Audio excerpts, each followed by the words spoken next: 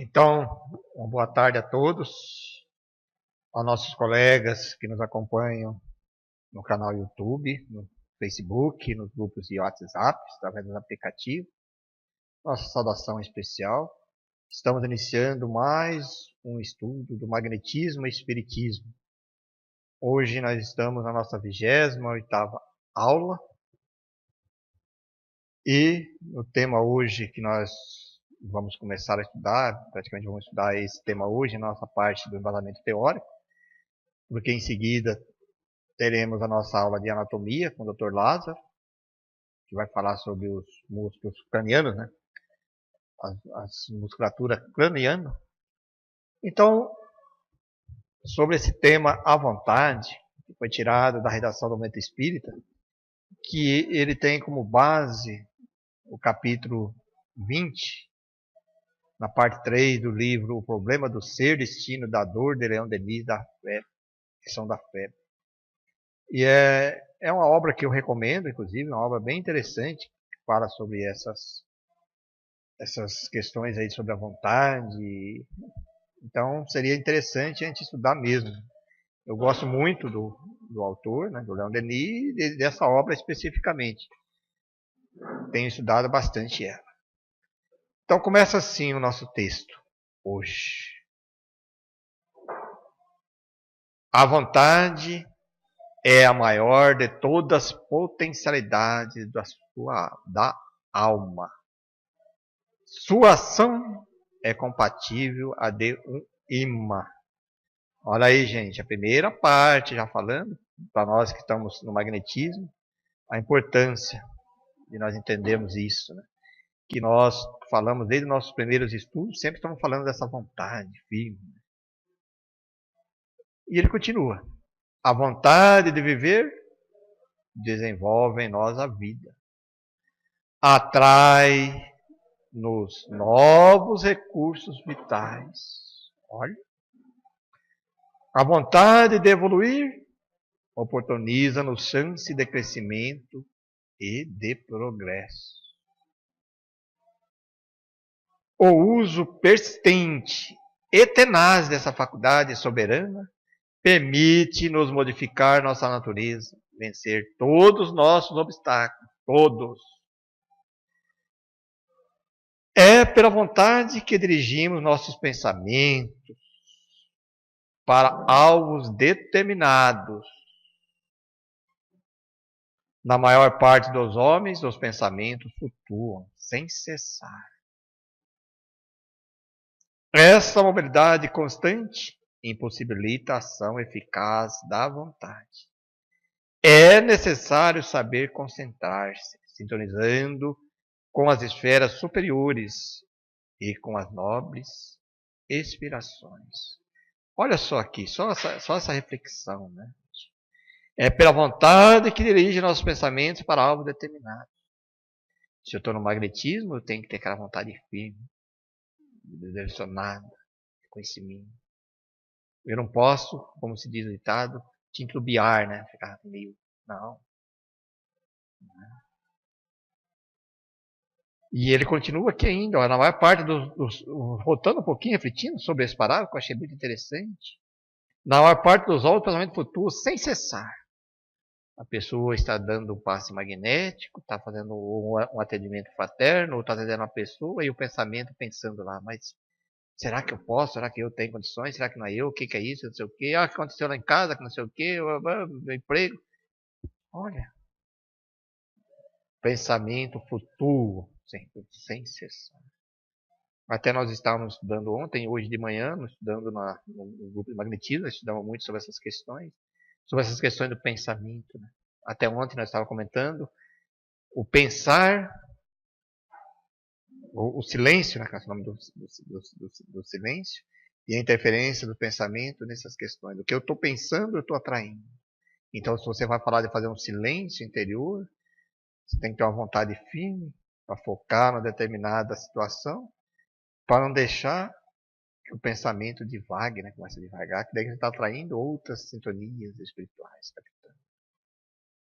Muito interessante, e ultimamente essas questões têm caído e nos apresentado muito vamos dizer assim, com muita ênfase em todo o nosso trabalho, nos grupos mediúnicos, principalmente no grupo de obsessão, no nosso grupo de estudo, sobre essas questões. Então é sinal que temos que, sim, como ele diz aqui, desenvolver essa faculdade, né, da vontade firme.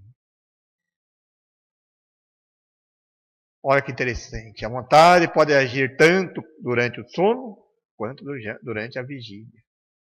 Isso porque a alma valorosa, que determinada, busca alcançar um objetivo na vida. Procura-o com tenacidade em todos os momentos da vida. Funciona como uma corrente poderosa, constante, que mina devagar e silenciosamente todos os obstáculos que apresente. Todos. Será que nós conseguimos isso? Conseguiremos um dia. Se não estamos conseguindo hoje, nós temos que se esforçar o máximo possível para alcançar isso. Não é alguns. Todos. Por isso que nós sempre falamos para pessoas com vícios, com alguns hábitos,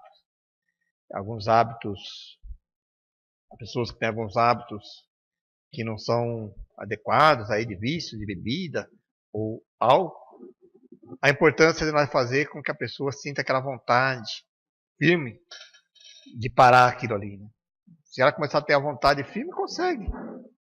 Aí a pessoa às vezes chega assim, eu não consigo. Puxa, eu tenho questionado muito isso. Quem me conhece já sabe disso. Primeira coisa que eu falo, bom, se você não consegue, então quem sou eu para conseguir? Eu já falo, muda para não pensar, estou com dificuldade de entender isso, mas eu vou entender. E aí nós pegamos de novo, eu não tenho aqui agora, mas eu gosto sempre disso, da questão 909, 910 e 911 do Livro dos Espíritos, que fala que se você consegue resolver algumas questões, né, morais já nessa vida, assim, a resposta dos Espíritos é muito breve. Sim, basta ter um pouquinho de vontade. Pouquíssimo esforço, pouca vontade. Não é, eu estou colocando aqui na forma figurada, mas é mais ou menos nesse sentido. Aí Kardec continua a resposta e o Espírito continua assim. Ele vai perguntando, indagando assim, ele fala, mas é que às vezes a vontade é tão aparente, né? Que não é aquela vontade firme, que não, ele diz que quer, mas não quer, no fundo ele quer outro resultado. Então ele é bem claro, ele não fala assim, não, você não consegue. Não, basta ter um esforço insignificante. Leiam lá no Livro do Espírito, questão 909, 210, 911.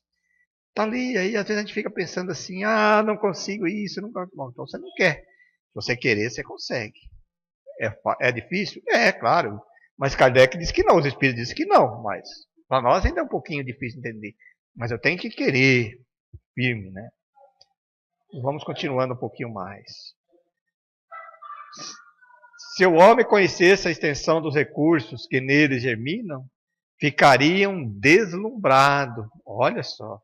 Se o homem conhecesse a extensão dos recursos que neles germinam, cada um de nós, ficaríamos deslumbrados. Não mais temeria o futuro, tampouco se julgaria fraco. Compreenderia na sua força, acreditaria na possibilidade de ele próprio alterar o presente e o futuro. O poder da vontade é ilimitado. O homem consciente de si mesmo e de seus recursos latentes sente crescer as suas forças na razão de seus esforços. Sabe que tudo o que é do bem, de bem e bom desejar, há de mais cedo ou mais tarde realizar-se. Isso aqui, para quem chegou agora, está lá no Problema do Ser, Destino da Dor, de Leon Denis, né? Mas não, você tem que aprender a ter essa vontade.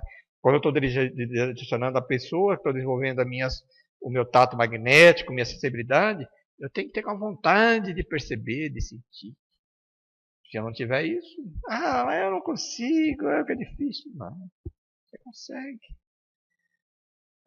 Muda a maneira de pensar. Eu sempre, repetindo de novo o que eu falei até um pouquinho antes ali, em vez de se dizer não consegue, puxa, eu tenho dificuldade, mas eu vou aprender isso aqui.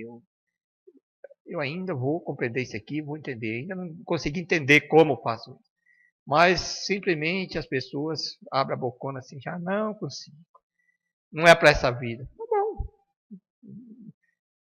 Isso nós temos que focar quando eu estou atendendo as pessoas, mexer com o brilho da pessoa para que ela sinta essa vontade, esse desejo de sair daquela dificuldade. Bacana esse texto, e ele continua ainda. É consolador e belo poder dizer: sou uma inteligência e uma vontade livre. Edifico lentamente minha individualidade na minha liberdade. Conheço a grandeza e a força que existe em mim. Hei de amparar-me nelas, elevar-me acima de todas as dificuldades. Olha, gente. Vencerei até mesmo o mal que existe em mim. Hei de me desapegar de tudo que me acorrenta às coisas grosseiras e levantar voo para realidades mais felizes. Parece até uma oração, né? Tão bela que é essa palavra. Para frente, sempre para frente. Tem um guia seguro, que é a compreensão das leis da vida. Aprendi a conhecer-me, a crer em mim e a crer em Deus. Hei de me conservar firme na vontade inabalável de enobrecer-me e elevar. Atrairei com o auxílio de minha inteligência as riquezas morais e construirei para mim uma personalidade melhor. É chegada a hora de despertar do pesado sono que nos envolve. É necessário rasgar o véu da ignorância que nos prejudica o entendimento. Cabe-nos aprender a conhecer a nós próprios e a nossas potencialidades. Compete a nós utilizar. Leon Denis, lá no Problema do Ser, Destino da Dor. É uma obra muito boa, bacana de ler. Eu gosto muito dele por essa questão filosófica da maneira, e eu gosto muito dessa filosofia. Eu recomendo, e eu tenho lido constantemente, agora nem tanto, mas sempre que eu tenho, eu volto lá a ler, já li uma obra que eu gosto de estudar, essa do Problema do Ser, Destino da Dor, porque faz nós ter essas compreensões disso. E dentro disso tudo nós podemos tirar essas verdadeiras pérolas. E para nós magnetizadores, para nós trabalhadores dentro da casa espírita, nós temos que ter isso bem claro dentro de nós, né? Nós temos que ter essa vontade de ajudar, vontade de ser um espírita melhor, vontade que nós podemos desenvolver todas as nossas potencialidades para seguir o espiritismo que tem as suas premissas. Espírita, amai-vos, pois instruí-vos. E na segunda premissa, que para mim é fantástico, fora da caridade nós afastamos. Ali. E aí nós escolhemos o magnetismo, o trabalho do magnetismo para alcançar as pessoas que estão com dificuldades. Né? E para isso nós temos que estar preparados, para isso nós temos que estudar. E às vezes a gente ouve algumas críticas de algumas pessoas que ainda não compreenderam ou não estudaram profundamente a doutrina espírita, que querem tirar o magnetismo, desvincular o magnetismo do espiritismo. Diz, o magnetismo não faz parte. As curas, ajudar a pessoa não faz parte. Espera aí, então você está tirando toda a essência do espiritismo, né? Porque primeiro que está lá em toda a doutrina, desde as primeiras páginas, desde o Evangelho, no livro do Espírito, no livro dos Médiuns, na Gênesis, na revista Espírita, se fala o magnetismo, os casos contando. Kardec colocando que era magnetizador há 35 anos, que o espiritismo e o magnetismo são duas ciências irmãs, e coloca lá fora da caridade, nossa salvação. E como que nós vamos ajudar as pessoas se eu não posso ajudar elas nas suas dificuldades físicas? Claro, às vezes a pessoa perguntando assim, mas vocês estão visando a cura do corpo? Não é só a cura do corpo. Nós, como organizador espírita, temos que ter essa visão um pouquinho mais ampla. Nós atendemos sim, como coloca Kardec no livro dos Médiuns, o alívio do corpo com os fluidos bons, tais, que faz parte, mas como orador espírita nós fazemos algo a mais. É as questões morais. Nós temos obrigação disso, atender a necessidade dele na sua doença, no seu desequilíbrio, vamos dizer assim, energético, seja nas suas doenças emocionais, depressão, que é a maioria dos casos que nos ocorre para nós. Aí nós atendemos ele, amorizamos ele, e aí nós temos a obrigação de trazer alguns conceitos. Aí nós convidamos ele para a reflexão, para a evangelioterapia, para estudar a doutrina espírita, para que aí sim nós conseguimos atender a verdadeira causa do desequilíbrio da doença. Bacana esse texto. Então, para a nossa continuidade, hoje era mais uma reflexão, né? Nós já estamos chegando nas nossas últimas aulas. Nós vamos começar a fazer mais as partes de revisão das nossas técnicas que estamos colocando. Muitas pessoas, talvez, que chegam agora no estudo, não vão compreender, porque as pessoas sempre querem coisas mais ligadas às técnicas. Mas quem tem nos acompanhado e assistiu às aulas anteriores, nós temos trazido essas técnicas durante todo o curso, pouco a pouco. Mas, se não me engano, não sei se é nessa aula ou nas outras, nós vamos começar já a fazer uma revisão de todas essas técnicas. Um breve resumo, né? Para as pessoas terem conhecimento, mas sempre tendo essa visão aqui. Nós, magnesadores espíritas, temos que ser mais do que pensar somente na cura do corpo físico. Temos que atuar ali sim, ali é a primeira porta de entrada. Mas temos que aproveitar essa oportunidade para mexer um pouquinho com o brilho da pessoa, nas questões morais e da vontade. Então agora nós vamos dar continuidade ao nosso estudo na parte de anatomia.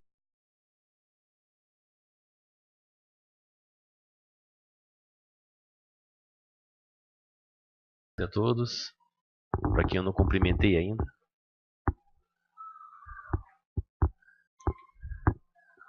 Hoje nós vamos comentar alguma coisa sobre pares cranianos, lição em número de 12.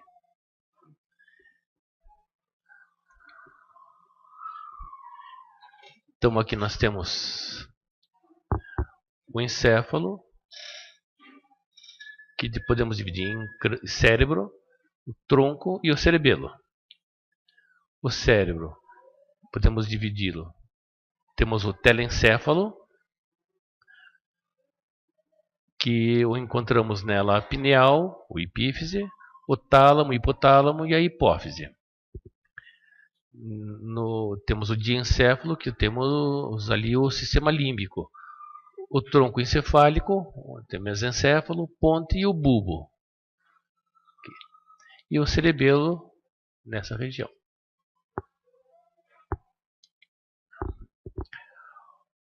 Então, os 12 pares estão aqui. Temos o primeiro par, nervo olfatório, o segundo, o óptico. E tem um detalhe neles. O nervo olfatório e o nervo óptico, eles saem da parte mais alta do cérebro, enquanto os outros 10 pares saem dessa porção aqui.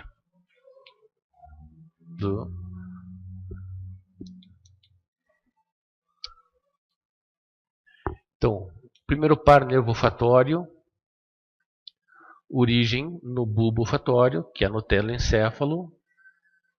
Aqui. Então, ele tem. Lembra que na aula retrasada comentamos alguma coisa sobre as conchas dentro da narina.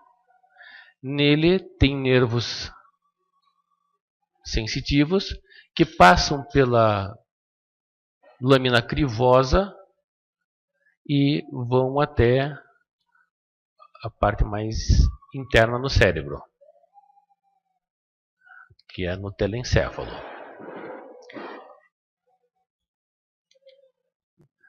Agora temos o nervo olfatório, aqui, exclusivamente sensitivo, formado por numerosos feixes nervosos que saem da região olfatória de cada narina, atravessam a lâmina crivosa do etimoide e terminam no bulbo olfatório.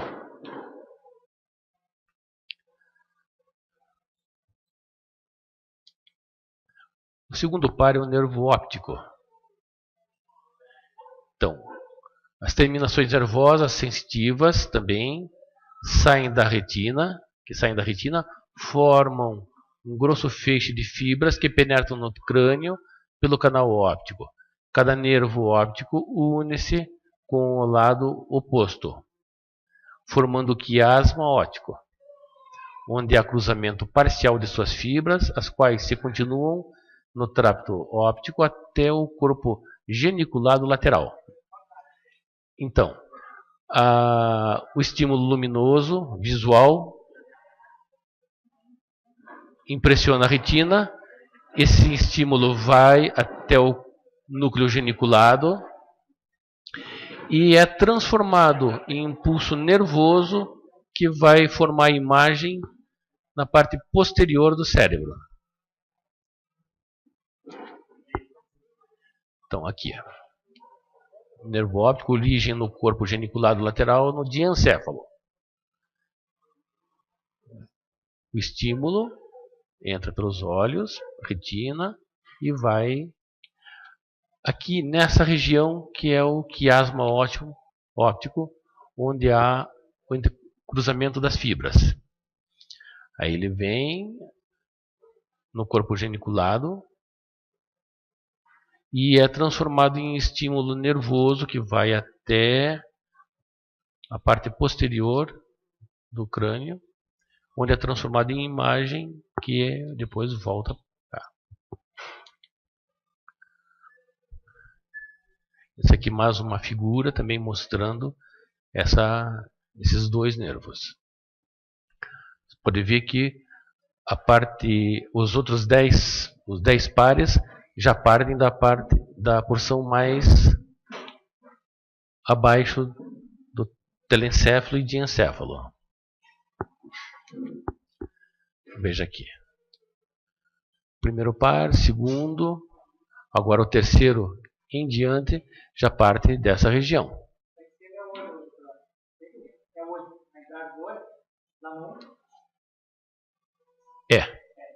É o primeiro par.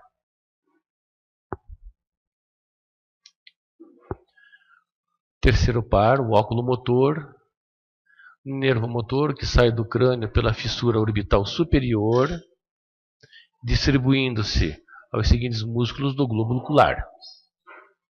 Então, extrínsecos, que é o elevador da pálpebra superior, o reto anterior, reto superior, reto inferior, reto medial, oblíquo inferior. E os intrínsecos são músculos ciliares, que regula a convergência do cristalino e do esfíncter da pupila. Então, esses extrínsecos estão ligados à mobilidade do olho. E os intrínsecos com a acomodação do cristalino, com midríase, hemiose.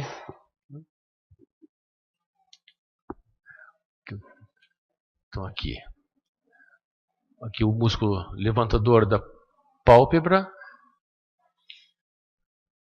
o nervo óculo-motor. Então, toda a musculatura. Ó, veja aqui essa anatomia. Esse músculo aqui, ó, oblíquo superior, ele tem uma alça, faz com que ele venha aqui e e passe por dentro dessa alça, onde ele vai fazer a mobilidade do olho também. Bem interessante essa anatomia aqui. O quarto par é o troclear, nervo motor que sai do crânio pela fissura orbital superior e inerva o músculo extrínseco do globo ocular, chamado oblíquo superior. Então, o quarto par vai fazer a inervação do oblíquo superior, esse é daqui.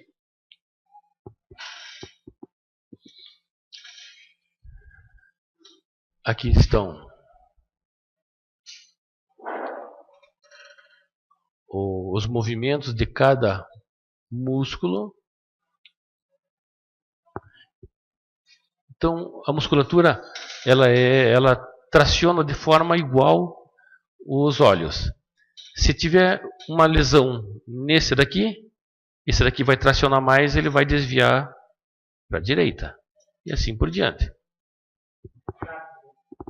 Tem os estrabismos, vários casos que podem acontecer. Sexto par. É o nervo abducente. É um nervo motor que sai do crânio pela fissura orbital superior e inerva o músculo extrínseco do globo ocular, chamado reto lateral, que gira o globo ocular para a lateral esquerda. Aqui. A paralisia desse sexto par, à esquerda, mais visível ao olhar para a esquerda. Aí.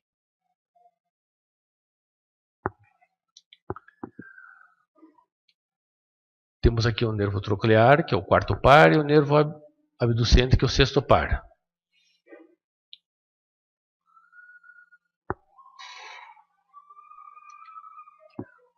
Nervo trigêmeo, quinto par, nervo misto, sendo o componente sensitivo consideravelmente maior. A raiz sensitiva nasce no gânglio trigeminal, que se localiza no osso temporal. Seus prolongamentos formam 3 ramos do trigêmeo: nervo oftálmico, nervo maxilar e o nervo mandibular. Ele vem pela lateral da cabeça, e tem um ramo que vai se distribuir mais aqui acima, outro mais medial, que inerva bastante o maxilar superior, e depois o mandibular aqui na mandíbula.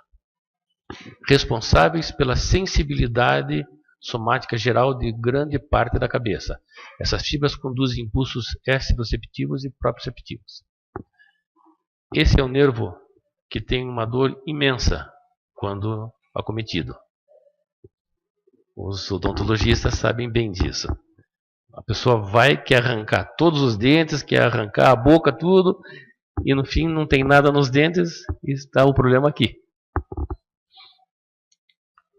Então, os impulsos exteroceptivos, como já diz o nome, extero, externo, temperatura, suscetíveis a temperatura, dor, pressão, é o tato. Originam-se da pele, da face e da fronte, da conjuntiva ocular, da mucosa, da cavidade bucal, nariz e seios paranasais, dos dentes, dos 2/3 anteriores da língua e da maior parte da dura mater craniana.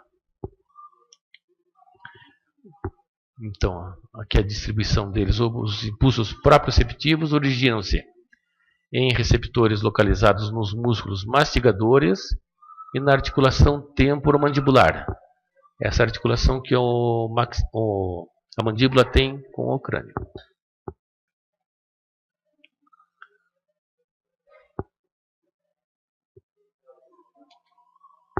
Aqui um mapa, mais ou menos, do nervo trigêmeo. O acometimento dele.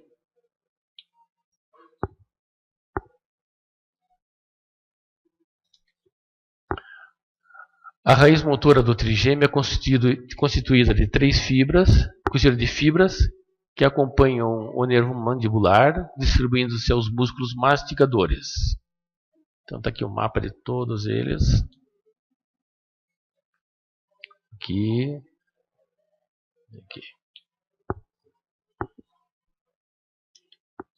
O sétimo par, que é o nervo facial, ele emerge do sulco bulbopontino através de uma raiz motora e de uma raiz sensitiva, juntamente com o oitavo par. Os 2 componentes do nervo facial penetram no meato acústico interno, encurva-se fortemente para trás, formando um joelho onde existe um gânglio sensitivo. A seguir, emerge do crânio para o frumestilo mastoideu, atravessa a glândula parótida e distribui uma série de ramos por ali. Então, o nervo facial está aqui. Sai. E a distribuição dele é bem ampla também.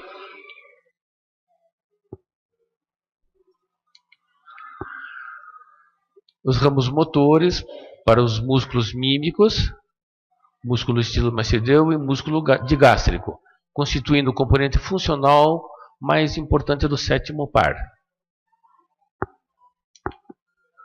Aqui.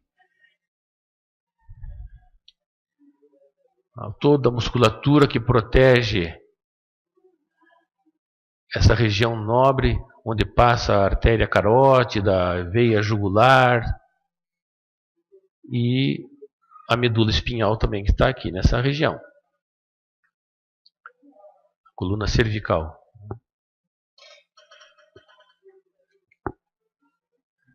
Então, ele também é o responsável pela paralisia facial.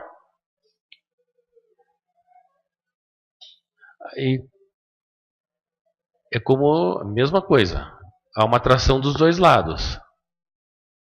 Se você tem um acometimento desse lado, vai ser tracionado para esse.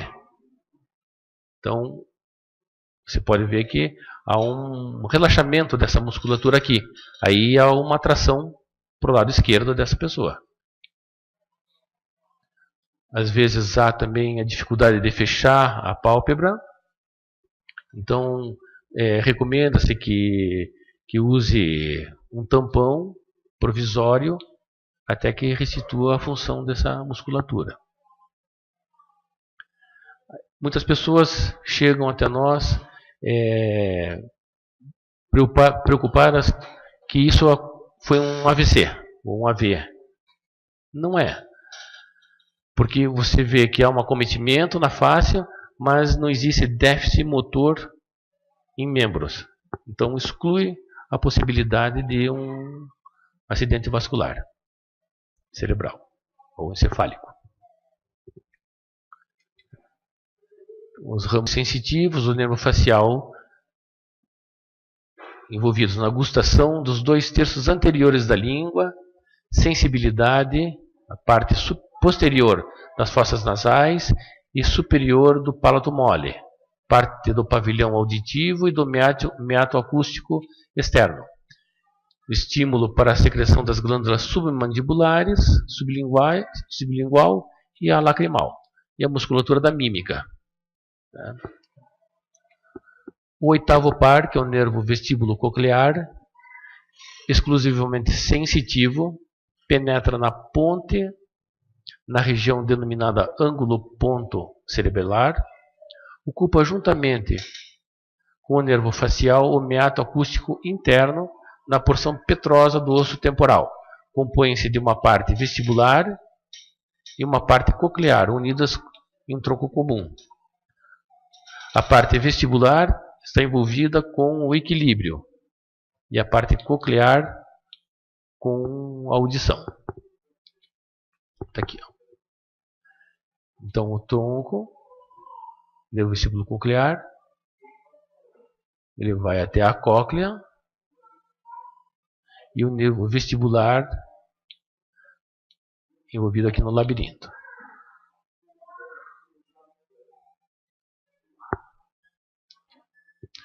A parte vestibular é formada por fibras que conduzem impulsos relacionados com o equilíbrio, originados em receptores da porção vestibular do ouvido interno.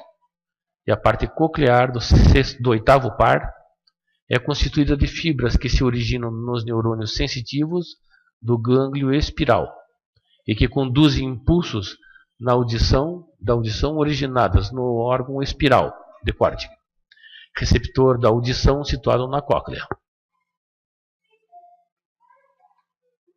Aqui. A cóclea é uma região bastante inervada e também vascularizada. Muitas vezes você tem vertigens, aquelas síndromes vertiginosas, que ninguém às vezes explica o que é, mas aqui ó, você dá um vasodilatador periférico para o paciente e ele muitas vezes melhora, por falta da irrigação que há naquela região.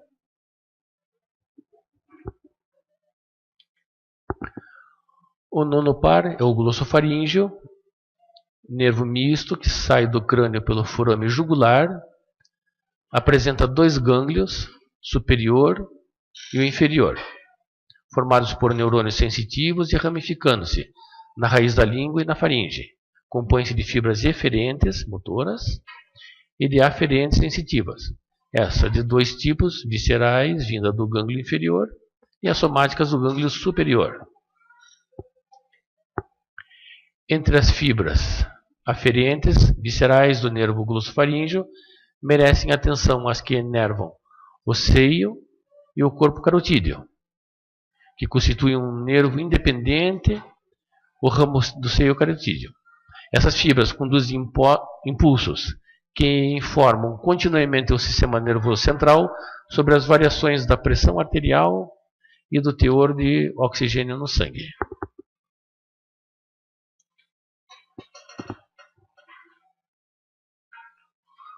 Então está aqui um mapa anatômico do glossofaríngeo.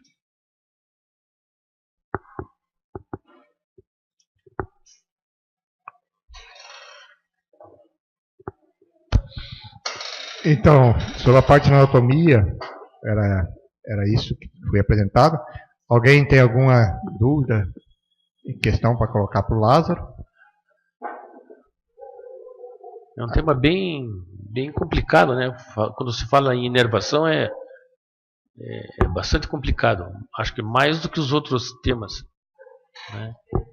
Então, ali só observando isso, às vezes as pessoas questionam sobre a importância de nós estudarmos anatomia no magnetismo, mas só de olhando isso aqui a gente já vê, assim, quando a pessoa chega e ela fala assim, tem uma enxaqueca, tem uma dor de cabeça profunda.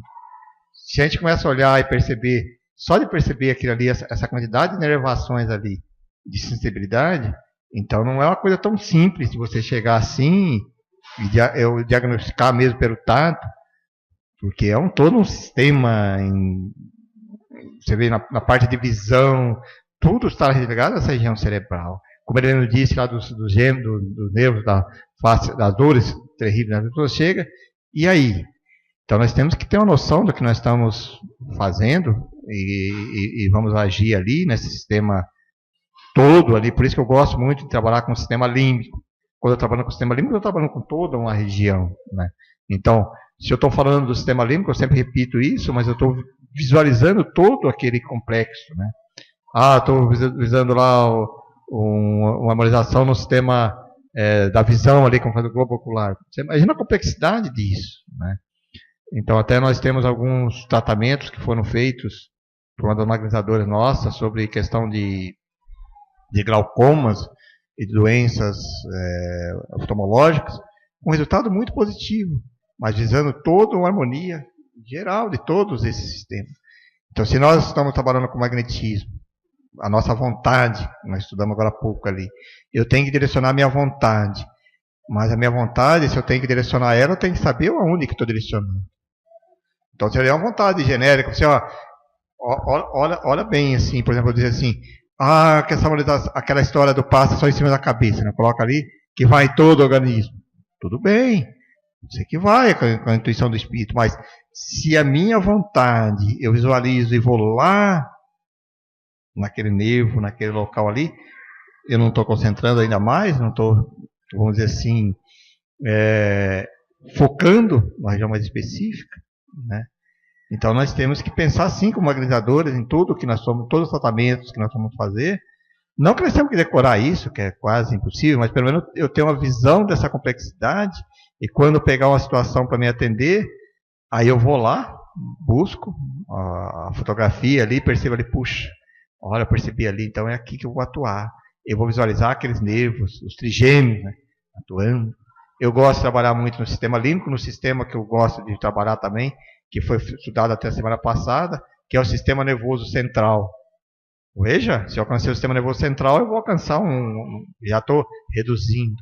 Aí o sistema nervoso periférico, né, que ele fala que pegar, eu estou reduzindo ainda mais o meu campo de atuação da minha vontade ali naquele órgão, naquele local que eu quero atender. Aí eu vou no sistema linfático, nós estudamos, eu vou no sistema hepático, isso aí, eu vou cada vez mais se aprofundando de acordo com a necessidade daquele assistido que eu estou assistindo. E sempre vamos voltar onde? Lá na região cerebral, que é na hipófise, né? Que é ali que vai emitir os hormônios. Então nós temos que ter essa noção e perceber a complexidade disso. Então a gente fica pensando assim, puxa, como que é que o nosso corpo é uma coisa tão bela, né? Tão bem feita, tão organizada, para algumas pessoas achar que nós estamos num processo evolutivo, né? Que não é que fala lá de Darwin, que vai evoluindo assim, né? Natural. Não pode, por trás disso aí existe todo um processo evolutivo e espiritual, tudo junto. Essa máquina perfeita, né? Tudo perfeito. Se não acreditar que existe um ser, uma coisa que perdemos a essência, porque como que funciona tão perfeito tudo isso, né? Só a parte que a gente tem acompanhado a anatomia já perceberam as outras aulas, mas só essa parte de hoje aqui a gente vê assim, nossa, como é que é? Que é perfeito, né? Todos esses nervos, tudo funcionando, o olho, vê aqui, vou lá no fundo, nervinho aqui, nervinho ali, toda essa complexidade aqui de uma pequena região que nós estamos, que foi colocada ali, tão ampla, né?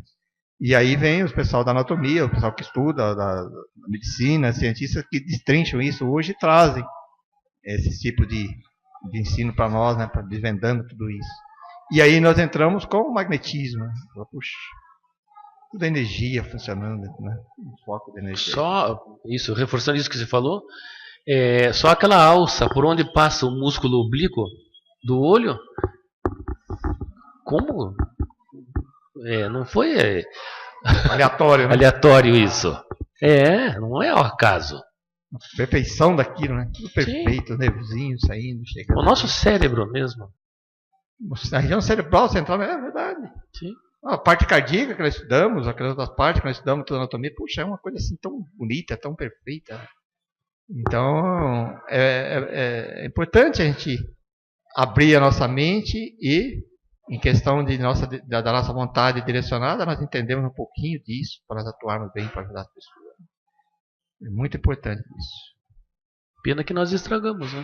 O microfone, ela vai fazer uma pergunta. A paralisia facial pode ser tratada pelo passo magnético? Como é que é? Paralisia facial, como Sim, explicou ali? Veja bem, no magnetismo tudo pode ser tratado. Nós não conseguimos tudo em paralelo ainda. Com a parte entendeu? da medicina. Nós não conseguimos tudo ainda. Não conseguimos, mas com certeza, se nós tiver, depende do grau, claro, que está ali, podemos atuar sim, com certeza, e atuamos. Né? Se eu estou te falando para você que a pessoa do SLAP aqui no músculo aqui, os músculos rompidos através do magnetismo vai fazer a pessoa conseguir nadar novamente, conseguir fazer atleta de alto nível. Não, o magnetismo, que o médico já tinha dado que tinha que operar e colocar um pino tudo assim. Não vou, eu não queria operar, precisava fazer. Eu acho que até apresentei isso, tem até um estudo de caso meu, que foi desse trabalho. E a pessoa recuperou e a pessoa está aí, está hoje aí, é um atleta, não é um atleta como um atleta de alta performance. Como é que chama? Triatlon. Triatleta, que é aquela, sabe, só de você contar assim do exercício 4 km de natação, 60 de bicicleta e mais uma maratona de 44 km correndo. Sabe quando é que é uma completa dessa que eles fazem mesmo? São 8, fez 10 horas, né? Que pegou índice interessante, 10 horas fazendo exercício. Rompeu tudo isso aqui, nós só estamos com magnetismo e anatomia, a pessoa não conseguiu, vamos dizer assim, o médico não conseguiu aqui, mas vamos dizer assim, solidificou ali, não conseguiu juntar, vamos dizer ali ainda, mas o músculo está normal. Foi competir, ganhou e foi classificação para os Estados Unidos, utilizando. Ou recentemente chegou uma outra atleta para nós, por isso que eu estou falando dessa educação de neuro, você vê como a gente consegue isso. Chegou, ela tinha um problema de um fêmur, que teve um acidente, essa era uma atleta de maratona, né? Não é só maratona, assim. Não podia nem andar, com 1 mês, 2 meses. Normal, tá fazendo maratona novamente de novo, eu não tive mais resultado dela, mas recuperou totalmente do quadril das dores, foi aliviando as dores, foi... Então, gente, conseguimos. Uma pergunta, aqui não precisa tocar o microfone daqui, no pé.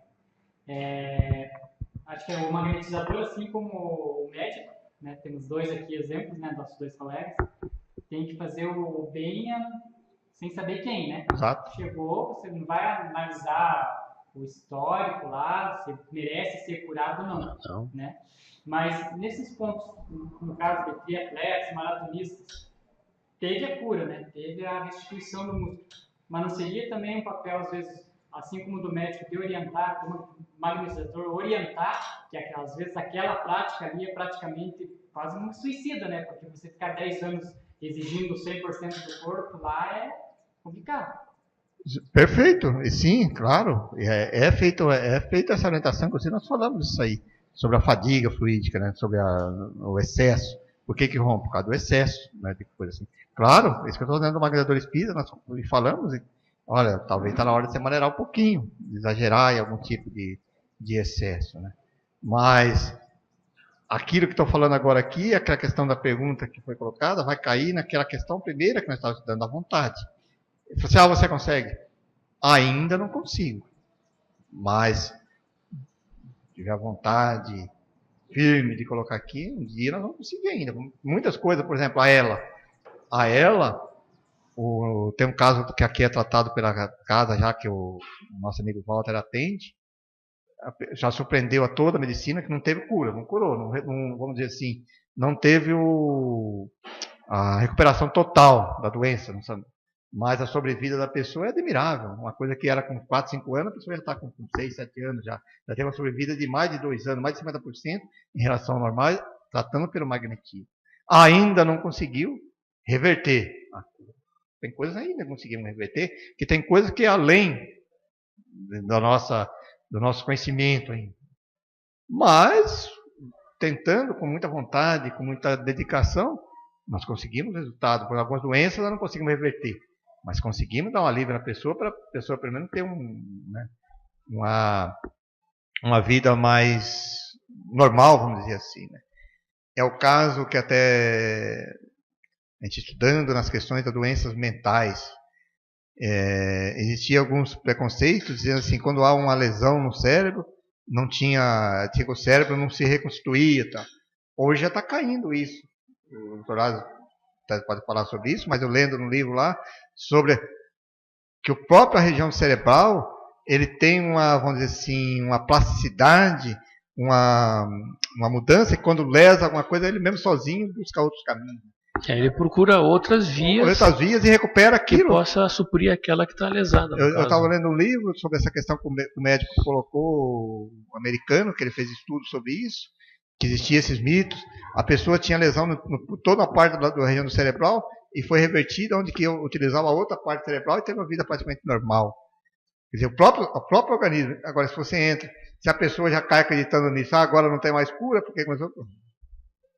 É importante nós também fazermos que aquela pessoa que está passando por esse processo acredite. Ela tem que ter a fé, também acreditar que vai ajudar muito.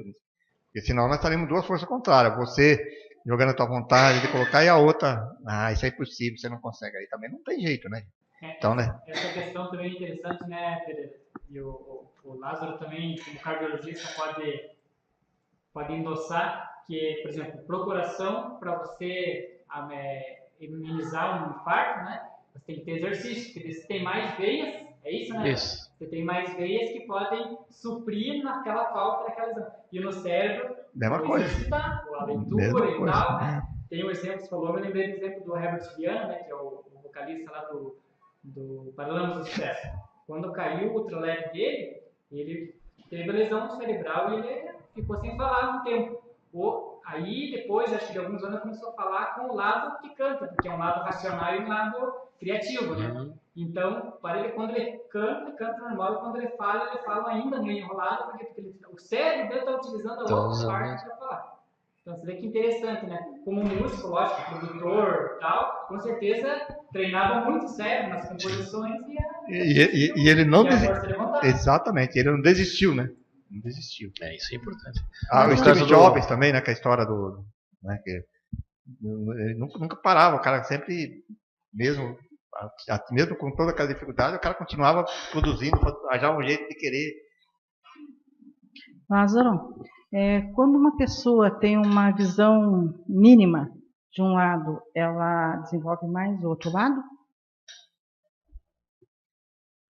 Olha, É porque eu conheço uma pessoa que praticamente não tem a visão do lado esquerdo, não é cega.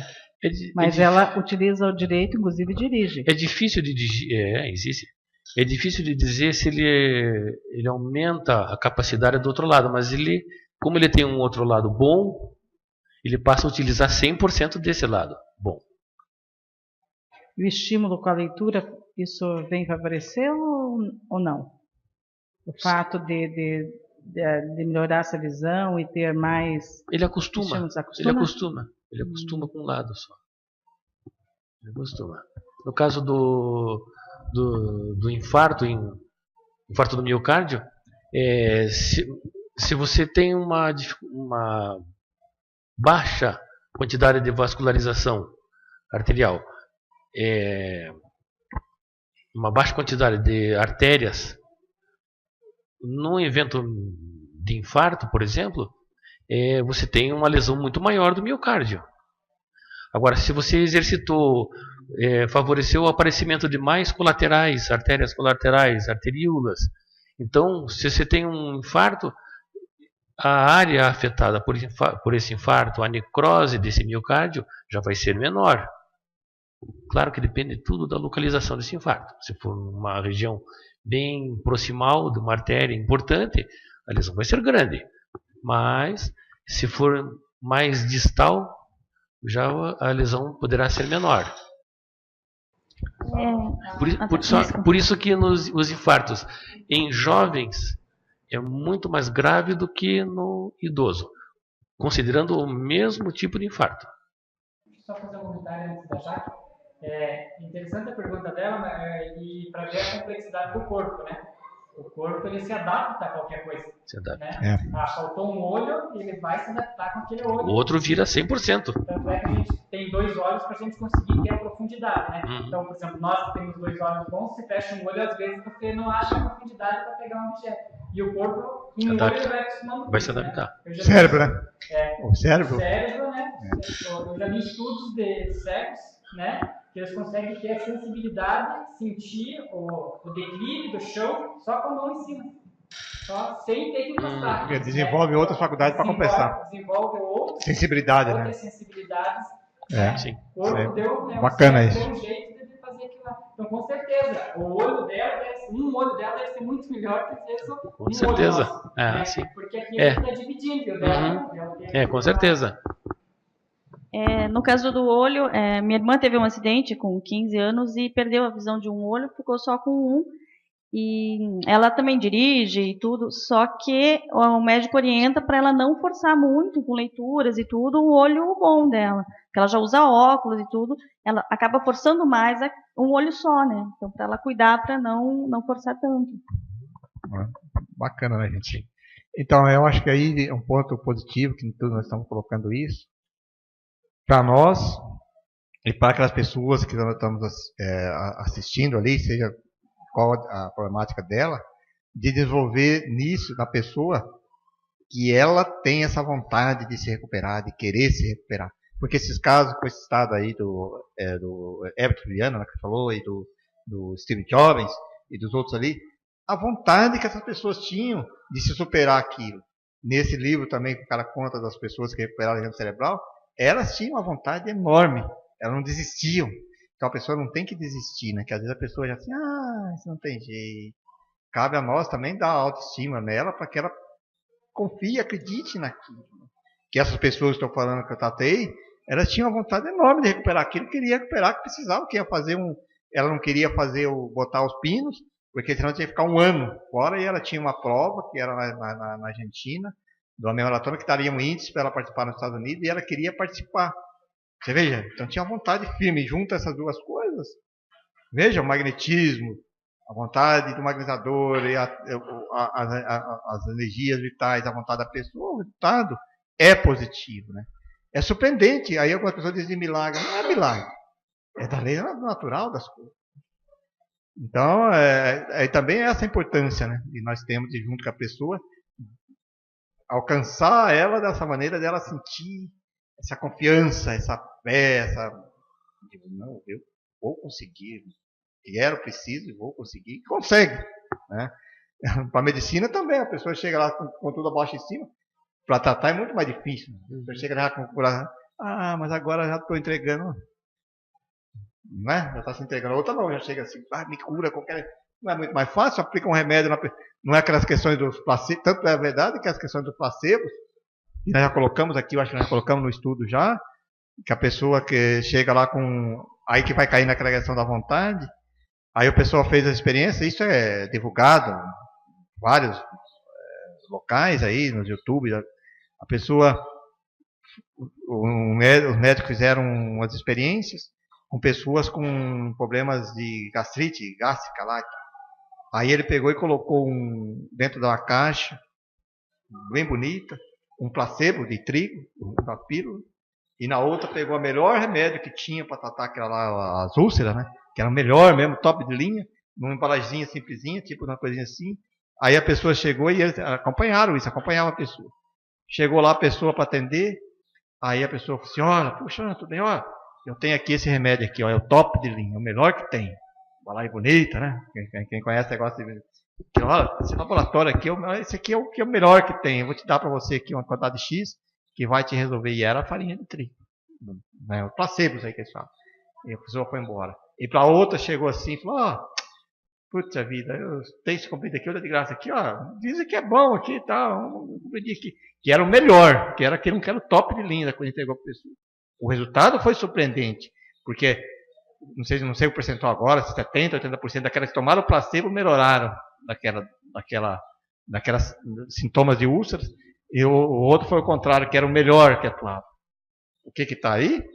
Não é isso aqui que nós estamos falando agora, da vontade, da cabeça da pessoa? Isso é comprovado, se vocês pesquisarem, eu vou ver se eu tenho um artigo, nós até apresentamos, acho aqui no dos estudos, eu vou mostrar para você de novo, eu não sei, eu estou falando aqui os números meio chutando, mas o que surpreendeu disso, e constantemente eles fazem essa experiência, né? E o resultado é esse, a pessoa chegou, porque você induziu, por isso que eu falo da sugestão, do sugestionar a pessoa. Sugestionar. A pessoa está lá, assim, olha, agora você está recebendo aqui, olha, estou lá agora na tua região, tem um cálculo biliar lá, né, que nós estudamos recente ali. Olha, agora está sendo dissipado, pulverizado, essas pedras, e estou jogando energia pensando lá. Às vezes falando alto assim, a pessoa, nossa, eu senti isso. E dissipa. Cálculo renal, mesma coisa, você está fazendo aqueles procedimentos assim, e aí você sugestiona. Olha, sinta agora, está sendo dissipado. Esses cálculos renais agora estão sendo pulverizados. Aí a pessoa fala assim, puxa. Entendeu? É o mesmo sentido. Se a pessoa não acreditar, primeiro, se ela chegar no magnetizador lá, o magnetizador chegar lá tudo, ela não tiver batendo nele, não tiver aquela confiança que ele vai ajudar, pode esquecer. Né? Pode até ser o melhor magnetizador energético falando, mas se você não tiver essa empatia com a pessoa de olhar ali, de fazer aquela ação fluida dela olhar assim e acreditar em você, é muito mais difícil, né? Agora se a pessoa já fala, puxa, aí você fala, olha, agora você está imunizado assim, está imunizado. Só de você falar isso aqui no final assim, a pessoa fala, nossa, eu uso muito isso, e as pessoas, sinta agora, olha. Aí vem aquela pessoa assim e fala assim, eu estou sentindo nada disso, eu estou falando das coisas espirituais, né? Aí eu estou falando assim, olha, o benfeitor que está lá, que não é uma verdade, nós não podemos falar mentira, nós temos que falar aquilo que nós estamos sentindo, não podemos falar coisas que eu estou falando, né? Eu sempre falo isso, mas por falar, eu estou falando porque eu estou sentindo isso mesmo, estou percebendo. Aí você fala assim, olha, o benfeitor está aqui, olha, sinta ele agora aqui e tal. Aí você vê, não, ele está aqui e tal. Bom, então agora é com você, porque o benfeitor está aqui, não é mentira. Porque, e se a gente analisar, é real. Você acha que o benfeitor da pessoa não vai estar ali para ajudar? Agora, se você quer ficar sintonizado com ele, você fica, é com você. Eu não posso te ajudar mais. Eu estou falando que está aqui, mas você está dizendo que prefere ficar com ele, você quer ficar sofrendo, você quer levar ele para cá. Então leva. Aí a pessoa olha assim para você assim. E eu falo mesmo, quem me conhece sabe disso. Não estou falando assim, dá a impressão que não é assim, mas quem conhece, eu falo assim com as entidades espirituais também. É com você. Então, você escolheu, é o livre-arbítrio. Bom, você está com dificuldade, eu sei que é difícil, mas sintoniza com ele. A pessoa prefere ficar sintonizada com o mal, né? É a mesma coisa que a doença. Às vezes tem que dar umas cutucadas, né? Dar umas chacoalhadas assim. Aí a pessoa pelo menos reflete, né? Ela faz uma reflexão, fala, puxa. Aí a pessoa fala assim, nossa. Tinha uma pessoa que não resolvia o problema, sempre ficava reclamando. Chegava lá assim, aí eu sou assim bem bacana, vou deixar. Aí um dia chegou lá assim, porque não sei o quê, que eu não consigo, não sabe, bom. Se você não consegue, então acho que eu não posso ajudar mais você. Você preferiu, você escolheu o teu lado já? Você já dizia que a entidade espiritual fica lá, domina, que ele tem mais força que os amigos espirituais que estão aqui? Ele olhou para mim assim, ué, o que você quer? Você está dizendo que que aquele lá que ele domina você, você está com dificuldade, tem ajuda, nós estamos aqui te ajudando você, buscando, te ajudando, encaminhando, mas você não quer, você não aceita, você acha que ele tem mais força, você já escolheu o teu lado. Não, mas melhorou, não posso ver, mas melhorou muito, porque daí começa a sentir, você vai colocando assim, ó, é livre-arbítrio teu, tua escolha. Depois você não vai reclamar, a ajuda está aí, está aqui, ele está aqui, teu amigo espiritual. E não é mentira. Só não analisar nós como espírita, que nós primeiro quando nós estudamos, que todos nós temos um mentor, né, um guia que nos acompanha. Você acha que naquele momento crítico que está sendo tratado não está ali, aquela pessoa para ajudar? Claro que está ali. Só que a pessoa não consegue sintonizar, não quer sintonizar, né? Quer valorizar ali. Então você tem que tirar ela daquela monoideia e vem repetindo. Um exemplo, está atendendo a pessoa ali que não. Já contei esse exemplo, que está atendendo ainda, não tomava água de jeito nenhum, né? Mas sabemos que tem causas espirituais. Chegou assim, tomando água. Tô tomando, mas está tomando água. Tomava água assim, agora toma água que eu deixei de ver. Já toma água, mas com o copinho que toma água, fazer uma carapê, porque a água, para ele, sempre a água está envenenada. Mas que dá pra falar, tá. Entendeu? Agora já começou a tomar água, tá melhor. Nossa, chega assim, me abraça tudo. E você pensa que eu tô tratando ele assim, tadinho, coitadinho? Não, falando firme na conversa, porque quem me conhece sabe que é assim. E ele, nossa, pegou assim, não, você tem razão. Nós temos que mexer com brio. Mexer, dar uma cutucada. Já contei, né? Já falei a história, repeti do cara da depressão, né? Que contei aqui, agora toda vez não sabe disso. Que ele vinha pra depressão, chegava lá e passava por todo mundo. Tinha passado por uma vez só, mas passava todo mundo, chegava lá e ficava conversando, contando história. Todo mundo já sabia a história, ninguém queria atender mais ele, quando ele trabalhava na outra função. Aí um dia trouxeram ele para mim, ele sentou perto de mim assim. E eu conhecia a história, tudo que eu tinha atendido já. Ele sentou ali na mesa assim, aí eu comecei a falar, tá, vou te dar um passe em você. Aí ele falou assim, não, eu quero conversar. Eu falei, não. Ele olhou para mim assim, você não vai conversar, mas por quê? Eu falei, não, primeiro porque eu já sei a história inteira. Já sei a história do cachorro, da tua mãe, da tua sogra. Sabia mesmo que ele começar a contar aquela história, com a minha sogra, que a minha mãe. Eu falei, não, hoje vamos trabalhar com magnetismo. Nossa. Eu falei, e outra coisa, eu acho que nós vamos gravar. Eu falei mesmo assim para ele, falei, nós vamos gravar isso aqui, da próxima vez nós vamos botar o gravador, que é a mesma história. Aí ele olhou para mim assim, parece que caiu a ficha dele, né? Que talvez ele não sabia isso, as pessoas não teve coragem de falar para ele.